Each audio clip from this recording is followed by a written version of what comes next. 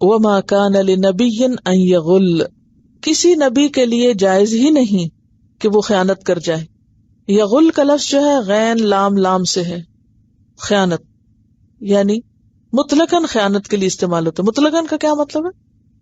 Absolute, یعنی کسی بھی قسم کی خیانت، اور خصوصاً اسپیشلی مال غنیمت میں خیانت، یعنی ایسے خزانے سے چوری کرنا جو کسی ایک شخص کی ملکیت نہ ہو بلکہ بہت سے لوگوں کی ملکیت ہو، مشترکہ ملکیت ہو.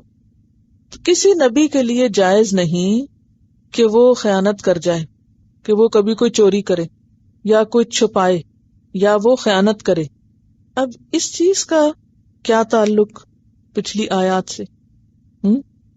بعض روایات میں آتا ہے کہ جب ابتدا میں غزوہ احد میں مسلمانوں کو فتح نصیب ہوئی اور وہ مال غنیمت اکٹھا کرنے لگے تو عبداللہ بن جبیر کے ساتھیوں کے دل میں یہ خیال پیدا ہوا کہ اب ہمیں بھی درہ چھوڑ کر اس لوٹ مار میں شامل ہونا چاہیے.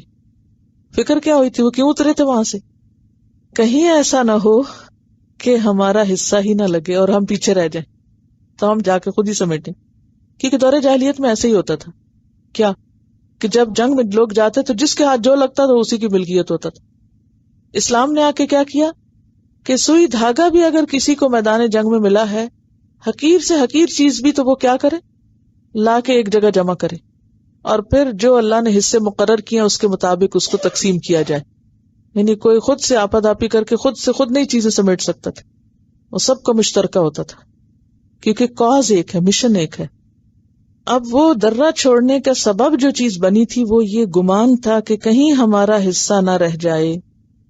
تو اس شبہ کو دور کرنے کے لیے آیت نازل ہوئی کہ تم نبی سے ایسی خیانت کی توقع رکھتے ہو کہ وہ تمہارا حصہ نہیں دے گا یا اور لوگ تمہارے حصے کو لے جائیں گے. تو فرمایا کہ وما کان لنبی، انبیاء تو اعلیٰ اخلاق کے مقام پر ہوتے، انک لعلی خلق عظیم. اس لیے نبی کے بارے میں تو ایسا سوچا بھی نہیں جا سکتا کہ وہ مال غنیمت میں کوئی خیانت کرے گا.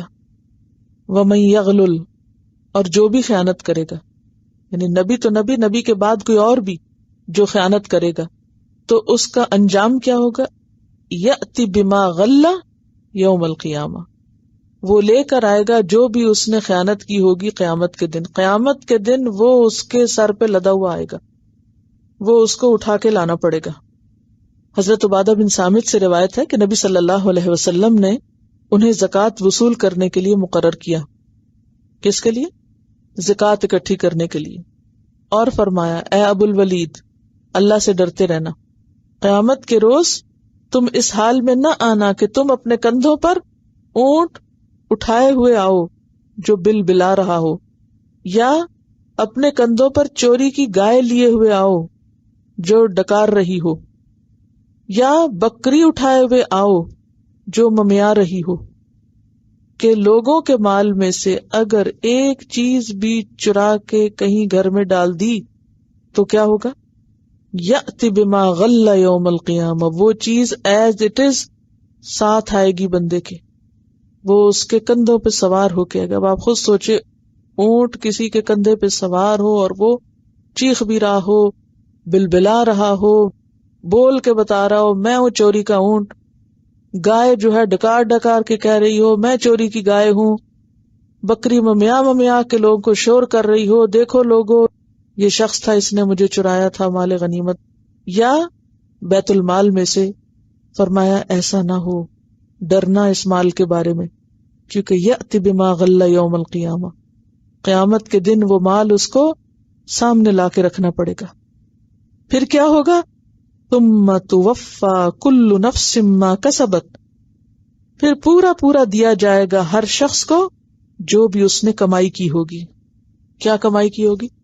یعنی جو چیز چرائی ہوگی، یہ مراد ہے، اس کا پورا بدلہ اس کو دیا جائے گا. اور ویسے بھی عام اعمال جتنے بھی ہوں گے، وہم لا یظلمون، اور وہ ظلم نہ کیے جائیں گے، یعنی ان پر ظلم نہ کیا جائے گا، جتنا انہوں نے کیا ہوگا ان کو اتنا ملے گا. سورۃ الانعام آیت 31 میں آتا ہے وَهُمْ يَحْمِلُونَ أَوْزَارَهُمْ عَلَى ظُهُورِهِمْ أَلَا سَاءَ مَا يَزِرُونَ، اور وہ اٹھائے ہوں گے اپنے بوجھ اپنی پیٹھوں پر. حدیث میں کیا آتا ہے؟ کندھے پر اٹھائے ہوئے ہوں گے. قرآن پاک کی آیت میں کیا آتا ہے کہ لوگ اپنے بوجھ کہاں اٹھا کے لائیں گے؟ اپنی ہی پیٹھ پر. الا ساء ما یزرون، دیکھو کتنا برا ہے جو وہ اٹھا کے لا رہے ہوں گے.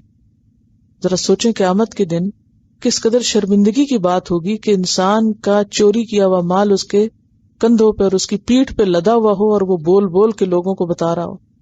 اب یہ قرآن کی آیت ہے، اس میں کوئی شک کی بات ہے ہی نہیں کہ ایسا نہیں ہوگا. اور یہ گائے بکری تو بہت بڑی چیز ہے.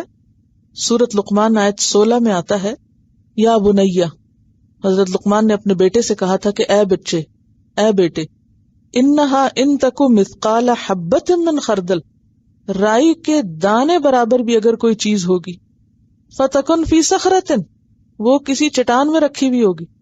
انسان کہیں سے رائی چرائے اور جا کے کسی پتھر میں چھپا دے، او فی السماوات، یہ کہ آسمان میں اوپر لے جا کے رکھ دے، او فی الارض، یا زمین میں کہیں ہو، یأتی بہ اللہ، قیامت کے دن اللہ اس کو سامنے لا کے رکھ دے گا. یہ تم نے خیانت کی تھی، یہ چرایا تھا. ان اللہ لطیف خبیر، بے شک اللہ باریک بین ہے، خوب باخبر. خبیر کا کیا مطلب؟ خوب باخبر ہے. سورۃ الکہف آیت 49 میں آتا ہے، وَوَجَدُوا مَا عَمِلُوا حَاضِرًا، اور جو انہوں نے کیا ہوگا وہ اپنے سامنے حاضر پائیں گے. وَلَا يَظْلِمُ رَبُّكَ أَحَدًا، اور تیرا رب کسی پر بھی ظلم نہیں کرے گا. سب کچھ انسان کا کیا درا اس کے سامنے لا کے رکھ دیا جائے گا. یہ چوری کا مال تھا، یہ چرایا ہوا، خیانت کیا ہوا، چھپایا ہوا، جو بھی کسی کا کچھ کیا ہوگا وہ سب سامنے آئے گا. اس میں آپ دیکھیے کہ یہ جو ذرے کی بات ابھی میں نے سورۃ لقمان میں سے کی، چھوٹی چیز کے بارے میں بھی حدیث آتی ہے. حضرت یزید بن خالد جوہنی کی روایت ہے کہ خیبر کے دن ایک شخص کا انتقال ہو گیا. غزوہ خیبر میں لوگوں نے اس کا ذکر حضور صلی اللہ علیہ وسلم سے کیا کہ فلاں شخص فوت ہو گیا. آپ نے فرمایا، جاؤ تم اپنے ساتھی کی خود نماز جنازہ پڑھ لو. آپ کو بتایا، اگر آپ نے کہا خود ہی نماز جنازہ پڑھ لو، لوگوں کے رنگ فک ہو گئے، رنگ پیلے ہو گئے کہ یہ آپ کیا کہہ رہے ہیں کہ آپ نہیں جنازہ پڑھائیں گے، آپ نہیں بخشش کی دعا کریں گے. رسول اللہ صلی اللہ علیہ وسلم نے فرمایا، تمہارے ساتھی نے راہ خدا میں خیانت کی ہے. صحابہ کہتے ہیں ہم نے اس کا سامان کھول کے دیکھا تو اس میں یہودیوں سے لوٹے ہوئے کچھ نقلی موتی جو پوت ہوتی ہے وہ ملے، جو صرف 2 درہم کی قیمت کے تھے. اتنی حقیر سی چیز تھی. نقلی موتی کیا چیز ہوتی؟ کچھ بھی نہیں. لیکن اس نے کیا کیا؟ بس ایسے ہی دل للچا گیا ہوگا وہ دیکھ کے. چھوٹی سی پوٹلی 2 درہم کی وہ اٹھا کے اپنی چیزوں میں ڈال لی الگ کر کے، بتایا نہیں کسی کو. خیانت کہ اس سے کیا فرق پڑتا ہے. یہ موطا امام مالک کی روایت ہے. بخاری کی ایک اور روایت میں آتا ہے کہ آپ صلی اللہ علیہ وسلم کے ایک خادم تھے جن کا نام کرکرا تھا. جب وہ فوت ہو گیا تو آپ نے فرمایا کہ وہ دوزخ میں.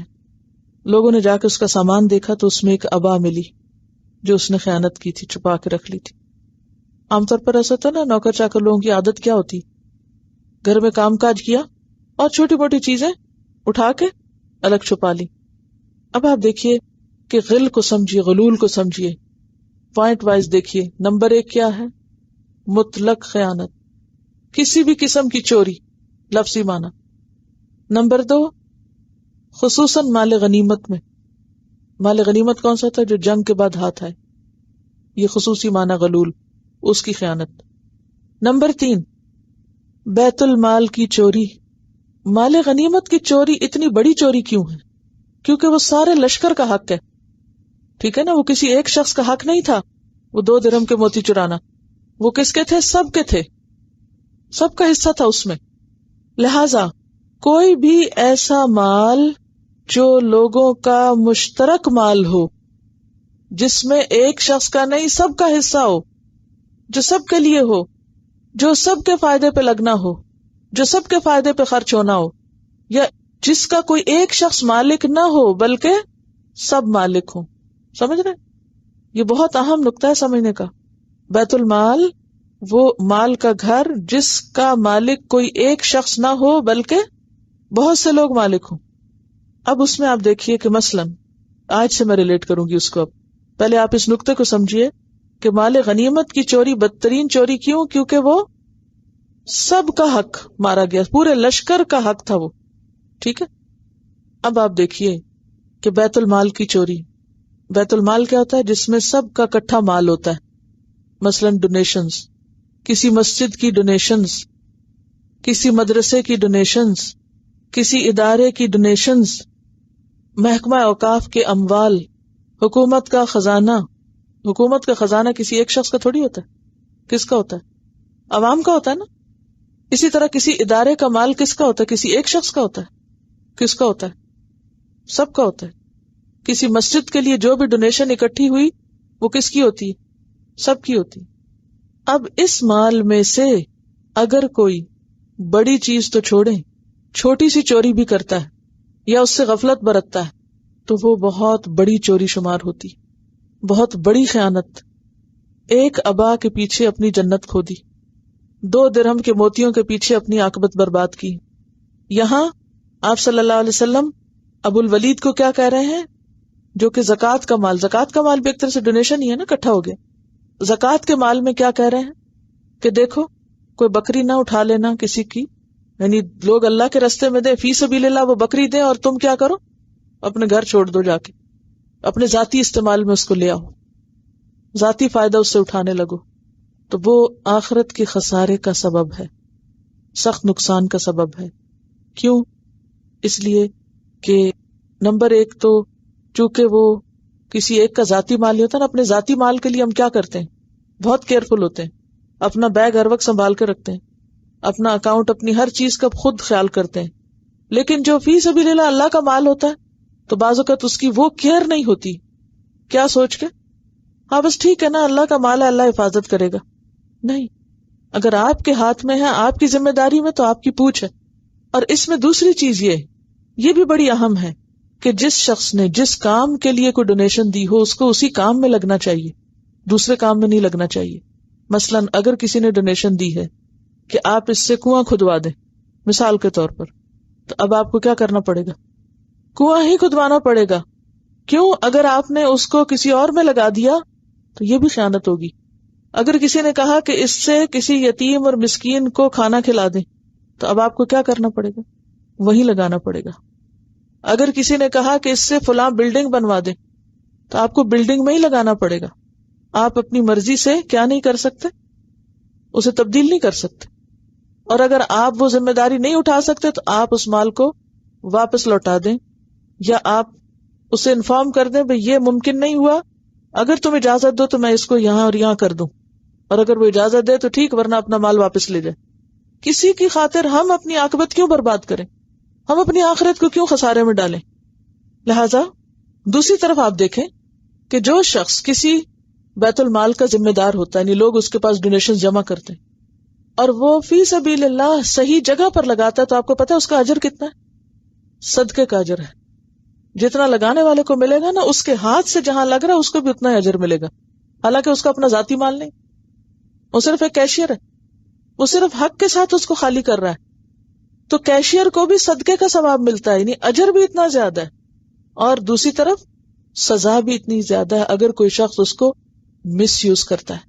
آج آپ دیکھیں کہ بعض اوقات اداروں کے مال جو ہوتے ہیں، سانجھے مال جو ہوتے ہیں، یا عوام کی جو پراپرٹی ہوتی ہے، لوگ اس کو نقصان پہنچاتے ہوئے ذرا نہیں دکھتے۔ مثلاً اپنے گھر میں تو آپ ٹیشو رول استعمال کر رہے ہیں بڑے ہی احتیاط سے، آپ کسی مسجد میں گئے تو آدھا رول اٹھا کے پاؤں میں پھینک دیا، یہ بھی بدترین خیانت ہے۔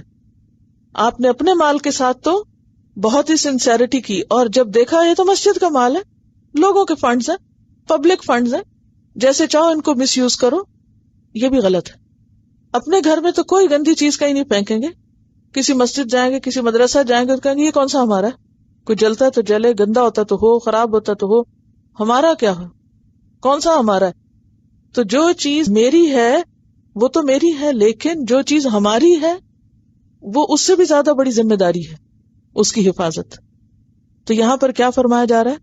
وَمَا كَانَ لِنَبِيٍّ أَن يَغُلَّ، کسی نبی کے لیے جائز ہی نہیں کہ وہ خیانت کرے، اور وَمَن يَغْلُلْ، اور اگر کسی نے کی، کسی بھی انسان نے، یعنی نبی تو کر ہی نہیں سکتا، اللہ کی گواہی کہ اعلیٰ اخلاق پر ہے، اور انسانوں میں سے عام انسان کر سکتے ہیں۔ بعض لوگ ٹیلی فون کی چوری کرتے ہیں، جہاں پر نہیں اجازت ہوتی ذاتی کالز کرنے کی، وہاں چپکے چپکے کر لی، بعض لوگ اور مس یوز کرتے ہیں وسائل کو. تو جو پبلک کے یا کسی خاص کام کے لیے دیے گئے وسائل کو مس یوز کرتا ہے، بعض اوقات سرکاری گاڑیوں کا مس یوز ہوتا ہے یا اور اسی طرح کی چیزیں، تو وہاں پر کیا ہے، جو ایسا کرے گا قیامت کے دن وہ سارا سامنے آ جائے گا. ثم توفی کل نفس ما کسبت، ہر شخص کو اس کا کیا سب سامنے دکھا دیا جائے گا. وہم لا یظلمون، اور وہ ظلم نہ کیے جائیں گے، کسی کے اوپر بھی کوئی زیادتی نہ ہوگی.